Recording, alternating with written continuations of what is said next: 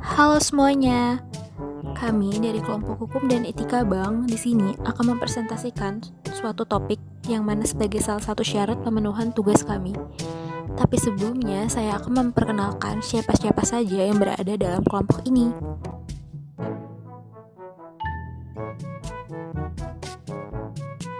Teman pertama saya ada Angelia Margareta, lalu ada juga Eliana Trimarito, dan juga diikuti dengan Jessica Valentina. Selanjutnya ada Kezia Octavia. Lalu ada juga saya, Mariana Valentina sebagai moderator.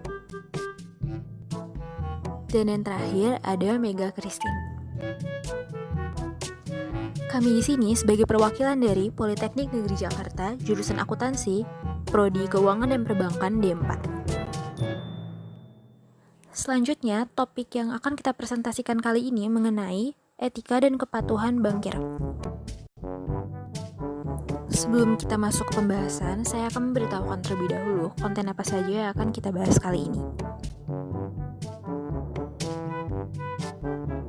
Nah, pembahasan pertama ini mengenai definisi etika dan bankir yang akan dijelaskan oleh Saudari Angel. Dipersilakan.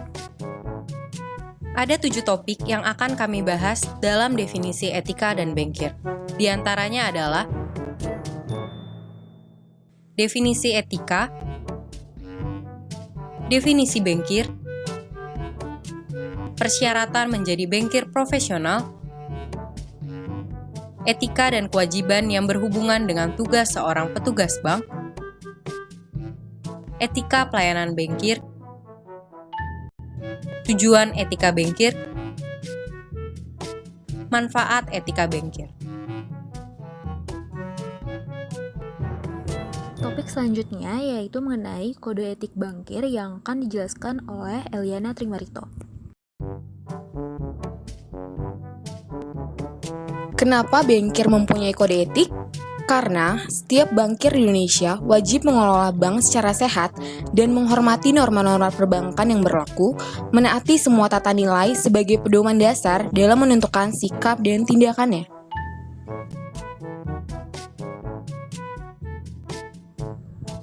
Selanjutnya, topik ketiga mengenai penerapan kode etik yang akan dijelaskan oleh Saudari Jessica Valentina. Lalu topik yang ketiga adalah mengenai penerapan kode etik bankir. Di sini, kami akan membahas mengenai 3 subtopik. Yang pertama, penerapan kode etik sebagai seorang individu yang di sini berperan sebagai bankir. Lalu yang kedua, penerapan kode etik sebagai suatu lembaga yang berperan di sini adalah bank. Lalu yang ketiga adalah fungsi kode etik. Kita masuk ke topik keempat, yaitu mengenai prinsip etika perbankan yang akan dijelaskan lebih lanjut oleh Saudari Kezia Octavia. Prinsip-prinsip etika perbankan sendiri dibagi menjadi 2. Yang pertama, prinsip dasar etika bankir dalam mengelola perbankan. Dan yang kedua, prinsip etika perbankan secara umum.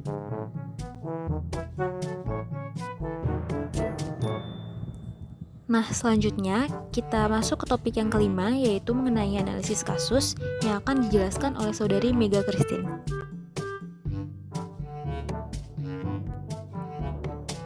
Kasus etika bisnis Citibank, pelanggaran etika individu manajer Citibank yang bernama Malindadi terhadap profesinya. Nah, untuk lebih jelasnya lagi, langsung saja kita ke Angel untuk melakukan pembahasan secara lebih rinci atas kasus ini, bagaimana kasus ini dapat terjadi, dan mengapa kasus ini dikatakan sebagai pelanggaran. Menurut Kamus Besar Bahasa Indonesia, definisi etika dibedakan menjadi 3. Yang pertama, ilmu tentang apa yang baik dan apa yang buruk tentang hak dan kewajiban moral. Yang kedua, kumpulan asas atau nilai yang berkenaan dengan akhlak. Yang ketiga, nilai yang mengenai benar dan salah yang dianut suatu golongan dan masyarakat. Sedangkan, menurut Kamus Besar Bahasa Indonesia, definisi bankir juga dibedakan menjadi 3. Yang pertama, bankir adalah orang yang mengusahakan bank. Yang kedua, bankir adalah orang yang memperdagangkan uang. Yang ketiga, bankir adalah orang yang menjadi penyokong dalam urusan keuangan, atau dalam hal ini dapat disebut cukong.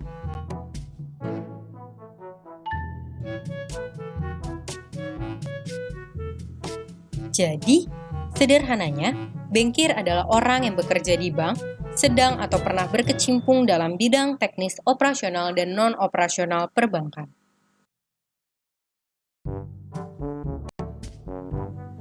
Selanjutnya, kita akan membahas bagaimana persyaratan menjadi bankir profesional. Persyaratan yang pertama, seorang bankir harus memiliki skill and knowledge, atau keterampilan dan pengetahuan. Lalu, seorang bankir juga harus bisa work under pressure, yang mampu menerima tekanan dari pihak manapun tanpa mengurangi kinerjanya. Seorang bankir juga harus memiliki inisiatif dan aktif dalam pencapaian tujuan serta tidak bersikap menunggu.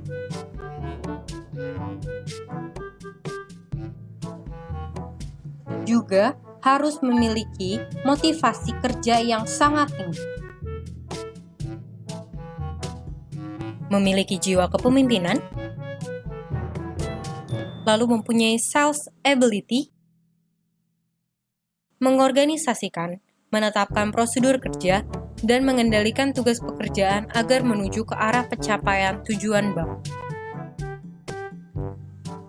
Konten selanjutnya, kita akan membahas etika dan kewajiban yang berhubungan dengan tugas seorang bankir. Bank wajib memberikan laporan pada Bank Indonesia untuk mengetahui posisi perbankan dan moneter, serta kegiatan perekonomian dan pemerintah dapat menentukan kebijakan ekonomi dan moneter. Setiap bank juga wajib mengumumkan neraca dan laporan rugi laba yang sebenarnya tiap tahun dengan diterbitkan pada surat kabar agar masyarakat dapat mengetahuinya. Bank juga wajib menjaga kerahasiaan keuangan para nasabah dari siapapun, kecuali jika ada syarat resmi dari Menteri Keuangan secara tertulis untuk keperluan perpajakan dan peradilan. Petugas bank juga mempunyai kewajiban untuk tidak membicarakan tentang keuangan nasabahnya di luar kepentingan dinas dan berkewajiban untuk menjaga dan memelihara arsi atau surat-surat antar bank dengan nasabahnya. Dalam hal pembayaran pajak, para bankir harus melaksanakan pemotongan pajak pendapatan atas gaji, upah, atau honorarium para karyawannya dan berkewajiban membayar pajak perusahaan. Bank harus mengupayakan untuk selalu dapat memenuhi janji atau persetujuan yang telah disepakati dengan para nasabahnya. Bank juga harus memberikan nasihat yang objektif, tidak memihak dan tidak mengikat bagi para nasabahnya. Sebab, nasabah yang datang ke bank ada kalanya penuh suasana serba tidak pasti. Jenis jasa apa yang sebaiknya akan dipilihnya? Oleh karenanya, bank harus dapat menampilkan beberapa pilihan produk atau jasa bank bagi para nasabahnya. Konten selanjutnya, kita akan membahas tentang etika pelayanan bankir. Etika pelayanan bankir yang pertama adalah sikap dan perilaku. Sikap dan perilaku yang harus ditunjukkan diantaranya jujur dalam bertindak dan bersikap, rajin tepat waktu dan tidak pemalas, selalu murah senyum, lemah lembut dan ramah, sopan santun, tutur kata dan hormat, periang, selalu ceria dan pandai bergaul, simpatik, fleksibel, serius, memiliki rasa tanggung jawab, rasa memiliki perusahaan, suka menolong nasabah. Yang kedua adalah penampilan. Pengertian penampilan sendiri adalah cara berpakaian dan perilaku karyawan dalam melayani nasabah. Penampilan seseorang dapat dilihat dari dua sisi, yaitu yang pertama, penampilan yang dilihat nasabah, bentuk fisik karyawan. Yang kedua, yang bukan termasuk fisik, tetapi lebih kepada perilaku. Secara umum, Penampilan yang prima yang ditampilkan oleh setiap karyawan perusahaan, baik penampilan fisik maupun non-fisik, adalah sebagai berikut. Wajar, berpakaian rapi, serasi dan bersih, dan tidak menggunakan aksesoris yang berlebihan.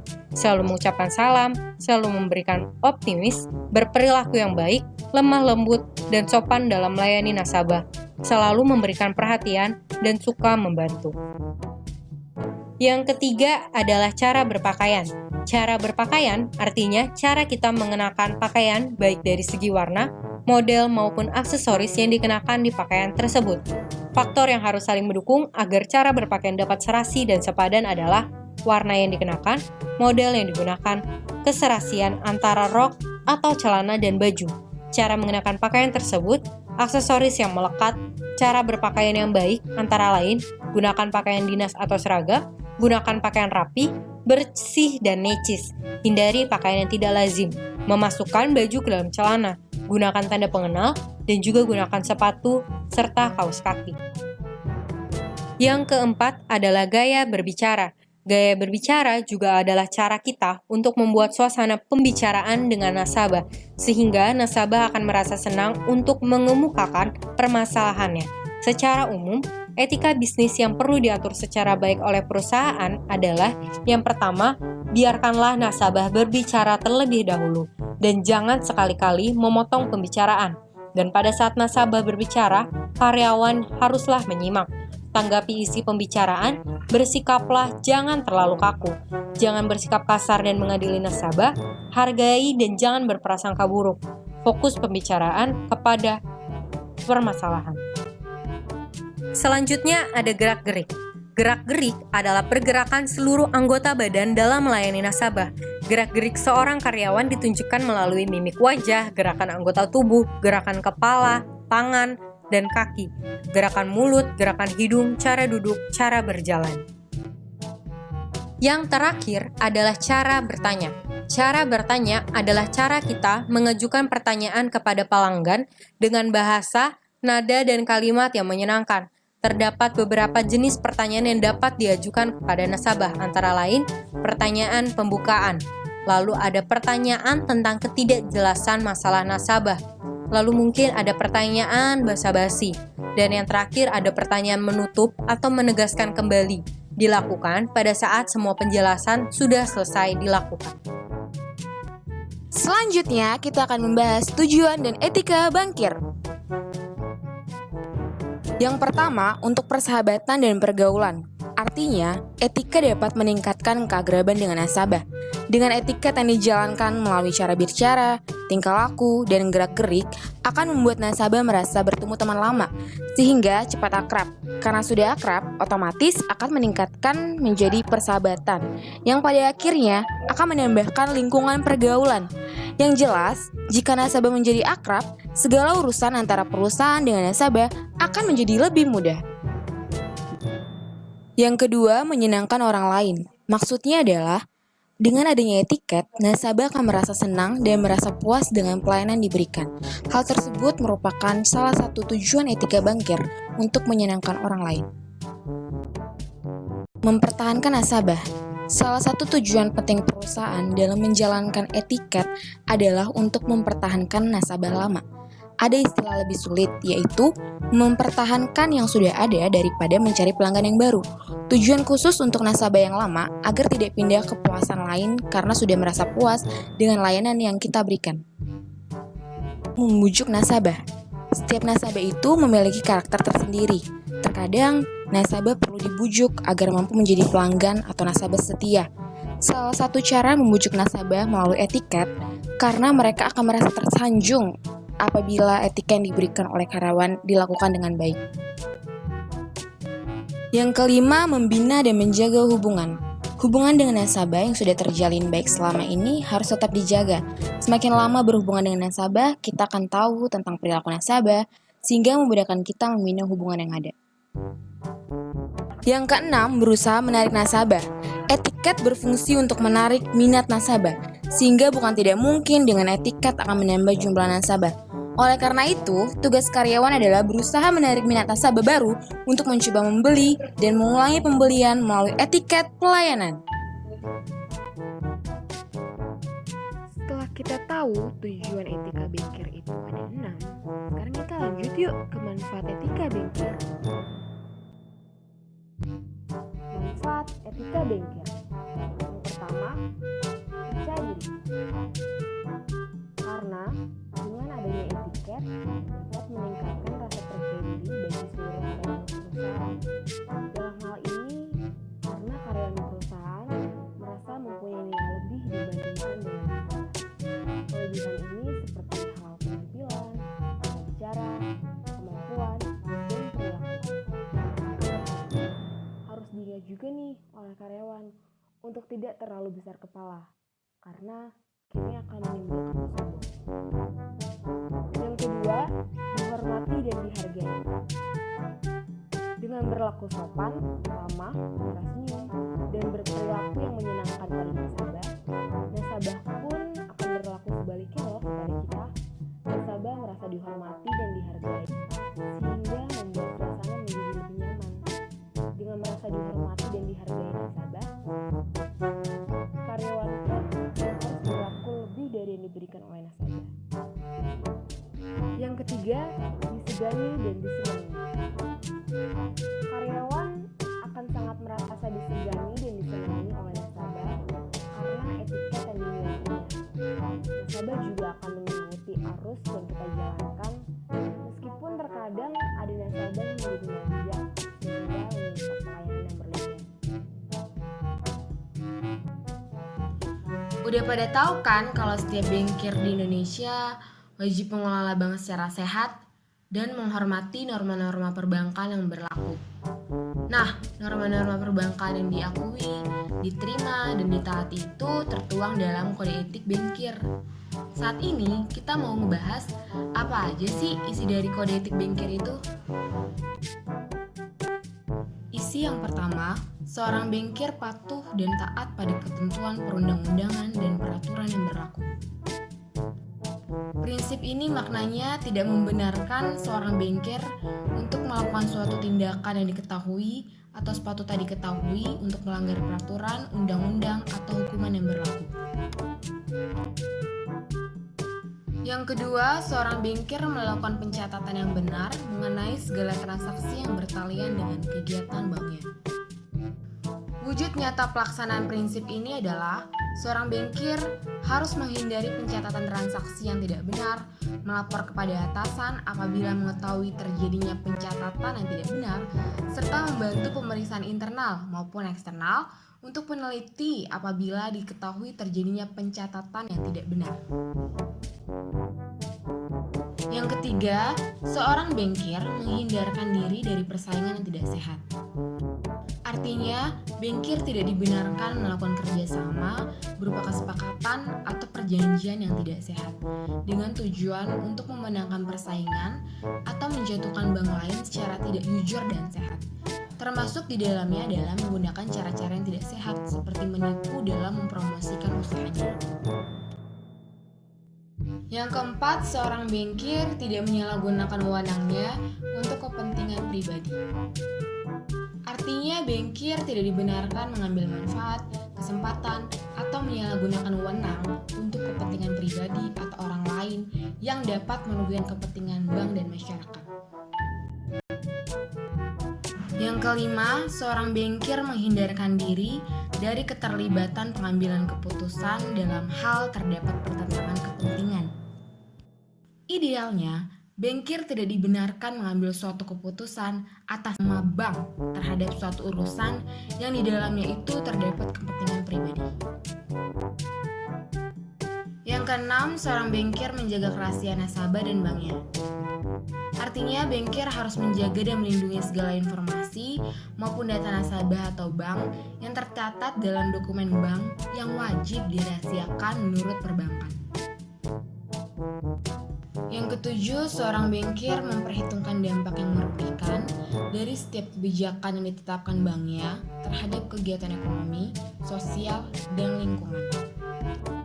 Artinya, dalam pengambilan keputusan, bankir harus mempertimbangkan dampak yang mungkin terjadi secara ekonomi, sosial, politis bagi perekonomian nasional. Yang ke-8, seorang bankir tidak menerima hadiah atau imbalan memperkaya diri pribadi maupun keluarganya. Artinya bankir tidak dibenarkan untuk menggunakan kedudukannya untuk mencari keuntungan pribadi dari pihak-pihak yang akan atau yang telah mengadakan hubungan dengan bank. Yang ke-9, seorang bankir tidak melakukan perbuatan tercela yang dapat merugikan citra profesinya. Artinya, bankir harus menjaga citra diri dan banknya sehingga tidak dibenarkan di dalam dan di luar bank melakukan perbuatan dan sikap tercela yang dapat merugikan profesinya secara langsung maupun tidak langsung akan menurunkan citra banknya. Nah, di sini saya akan menjelaskan mengenai penerapan kode etik. Sebagai individu yang bekerja di perbankan, seorang bankir harus memiliki dan memelihara beberapa poin berikut. Yuk, ikuti penjelasannya. Seorang bankir harus memiliki sikap sopan santun, kejujuran dalam tugas, dan juga sikap lebih mengutamakan tugas daripada kepentingan pribadi, serta menghindari pertentangan kepentingan, atau yang kita kenal sebagai conflict of interest. Seorang bankir juga harus dapat menjaga kerahasiaan, lalu memiliki sikap dan sifat profesional dalam pencatatan serta pelaporan, dan sikap taat pada peraturan. Seorang bankir juga harus memiliki sikap loyal terhadap profesi dan bank tempat ia bekerja, lalu sikap menciptakan dan menjaga lingkungan fisik kerja, serta sikap ingin maju dan mengembangkan diri. Nah, penerapan kode etik sebagai suatu lembaga, maka bank disarankan agar yang pertama, bank disarankan untuk mematuhi ketentuan dan peraturan yang berlaku. Bank juga disarankan untuk memuat kode etik bankir Indonesia di dalam peraturan disiplin pegawai. Dan yang terakhir adalah, bank disarankan untuk memasyarakatkan kode etik bankir Indonesia. Yang terakhir ada fungsi kode etik. Yang pertama, berfungsi sebagai pedoman yang berisikan tata cara berperilaku kerja atau dan kerjasama dengan berbagai pihak di dalam dan di luar bank.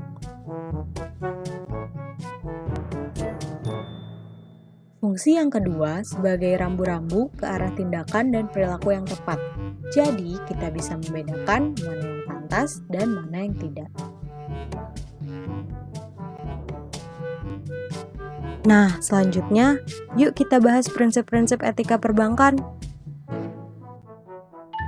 Yang pertama, kita akan membahas prinsip dasar etika bankir dalam mengelola perbankan. Dalam prinsip pengelolaan, bank harus mengupayakan terselenggaranya iklim usaha perbankan yang sehat, yaitu dengan menjaga likuiditas bank atau kelancaran operasional bank, solvabilitas bank atau terpeliharanya kekayaan bank agar kokoh dan mampu memenuhi seluruh kewajiban finansialnya,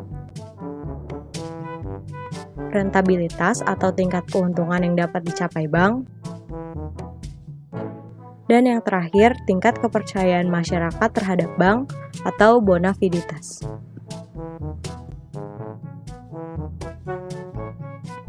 Dan yang kedua, kita akan membahas 8 prinsip etika perbankan secara umum.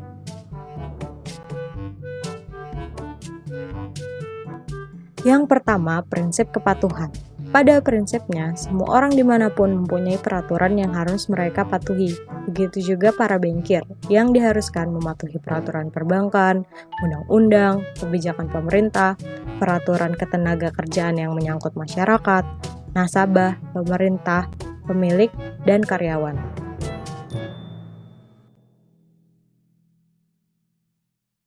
Yang kedua, prinsip kerahasiaan. Para bankir dituntut agar dapat menjaga kerahasiaan, terutama dengan nasabah serta kerahasiaan kejabatannya. Selanjutnya, prinsip kebenaran pencatatan. Tiap petugas bank wajib memelihara arsip atau dokumen dan mencatat semua transaksi dengan benar serta menjaga kerahasiaannya.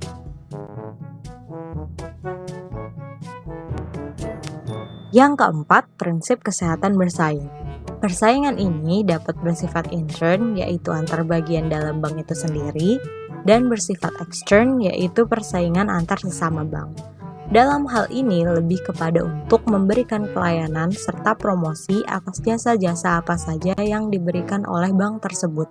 Tapi setiap bank harus tetap menjaga agar terciptanya iklim persaingan yang sehat.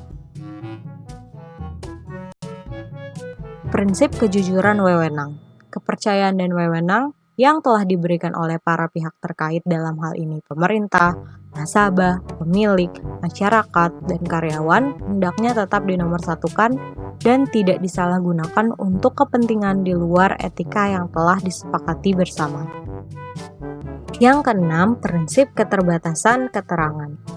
Meskipun petugas bank dan bankir diminta untuk bersikap informatif terhadap pihak luar, namun sifatnya tetap terbatas.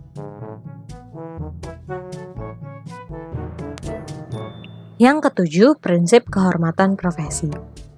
Setiap petugas bank ataupun bankir diharuskan taat menjaga kehormatan profesi dengan cara menghindarkan diri dari hal-hal semacam kolusi, pemberian hadiah, upeti, dan fasilitas dari pihak lain yang menginginkan kemudahan dalam hal prosedur bank.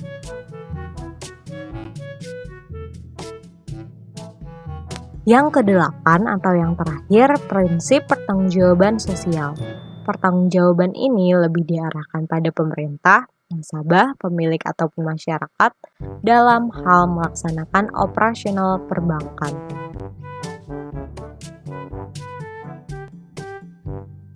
Contoh kasus etika bankir.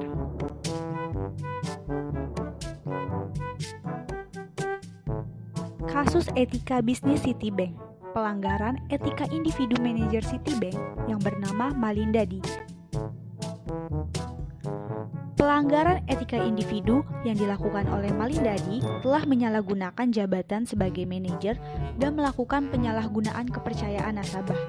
Blanko yang seharusnya tidak boleh ditandatangani terlebih dahulu oleh nasabah, tetapi telah ditandatanganinya. Selain itu, pihak Bank Indonesia yang turut menangani kasus Malindadi juga menemukan adanya penyetoran uang nasabah melalui Malinda. Padahal kasus seperti ini tidak boleh dilakukan. Penyetoran harus nasabah yang datang langsung ke teller atau kasir. Dalam hal ini, Malindadi telah melanggar kode etik seseorang yang profesional, yaitu kode etik yang dilanggarnya yang pertama, tidak dapat menjaga komitmen untuk berperilaku terhormat dalam melayani klien, tidak memiliki pertimbangan moral dan profesional dalam semua kegiatan yang dilakukannya. Yang kedua, bertindak melampaui batas bukan dalam kerangka pelayanan, serta tidak menghormati atau menjaga kepercayaan klien. Yang ketiga, tidak mampu menunjukkan dedikasi dan loyalitas yang terus-menerus untuk mencapai profesionalisme yang tinggi. Selanjutnya, tidak memiliki integritas yang mengharuskan seseorang profesional untuk bersikap jujur dan berterus terang tanpa harus mengorbankan rahasia penerima jasa. Yang kelima, tidak memiliki prinsip objektivitas dan kehati-hatian profesional. Akibatnya, terjadi benturan kepentingan dalam pemenuhan kewajiban profesionalnya. Objektivitas adalah suatu kualitas yang memberikan nilai atas jasa yang diberikan. Prinsip objektivitas mengharuskan untuk bersikap adil, tidak memihak, jujur secara intelektual, tidak berprasangka, serta bebas dari benturan kepentingan, atau berada di bawah pengaruh pihak lain.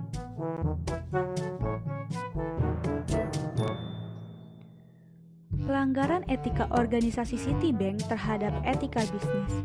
Kasus pelanggaran etika bisnis yang terjadi dalam kasus Irjen Okta yang berumur 56 tahun meninggal dunia di kantor Citibank cabang Menara Jam Sostek, diduga tewas akibat tekanan psikis dari para debt collector lantaran mempertanyakan tagihan kartu kredit yang membengkak dari 48 juta menjadi 100 juta.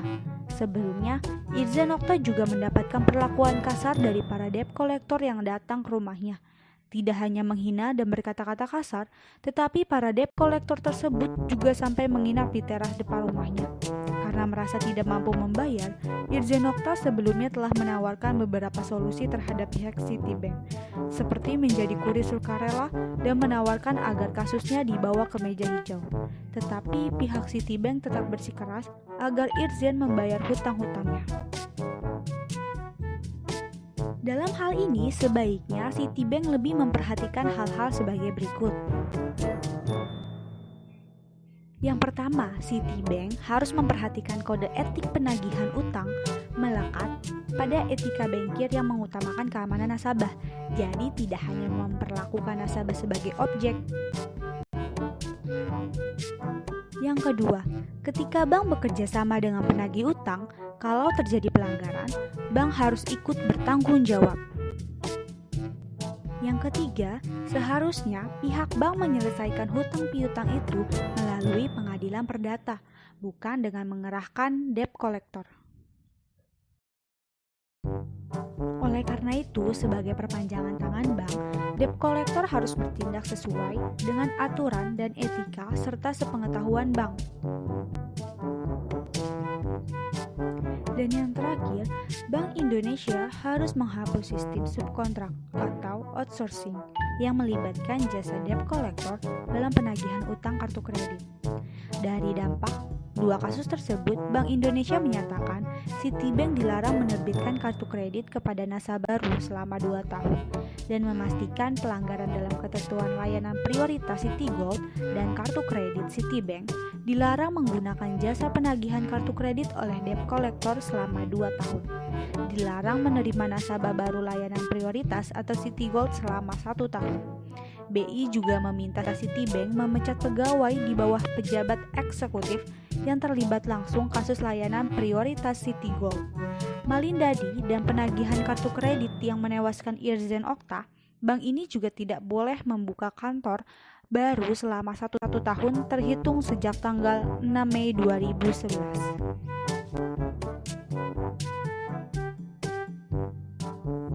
Nah, teman-teman, sekian yang dapat kami sampaikan kepada kalian. Semoga apa yang tadi kami utarakan dapat bermanfaat dan berguna bagi kalian semua. Dan juga bila ada yang merasa masih kurang dan ingin bertanya, kalian bisa reply komen di bawah ini dengan mengajukan pertanyaan kalian. Semoga kita dapat menjawabnya. Kurang lebihnya mohon maaf. Terima kasih semuanya.